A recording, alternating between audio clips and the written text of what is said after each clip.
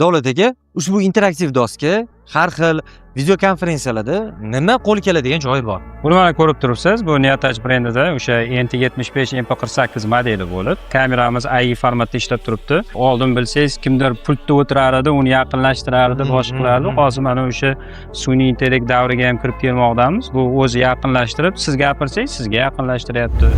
Qanaqadir konferensiya yoki Zoom uchrashuvlar bo'ladigan bo'lsa, u tomondagi odam o'sha kamera sizga fokusni qaratadi va siz o'sha odamni ko'rib turasiz. Oldingidagi kimdir pultda o'tirishi, gapirayotgan odamni yaqinlashtirishi demak shart emas ekan. Yo'q, hozir hamma narsaga bilib ko'rib turibsiz, AI'lar kirib kelyapti, ya'ni sun'iy intellekt. Bu sun'iy intellekt hozir boshqarib turibdi kamerani. Kim gapirsa o'shanga yaqinlashtirib. Albatta bunda 8 ta massivli mikrofoni bor. O'sha ikkalamizni gapirib turganimizni raspoznavать qilib, o'sha kadrga yaqinlashtirib beryapmiz. Ovozdan demak aniqlaykan, ya'ni harakatdan, ovozi mimikasidan kamerani o'zi aniqlab olib turib, mikrofonlar ham aynan o'sha odamni zapisini balandroq yozishga harakat qiladi.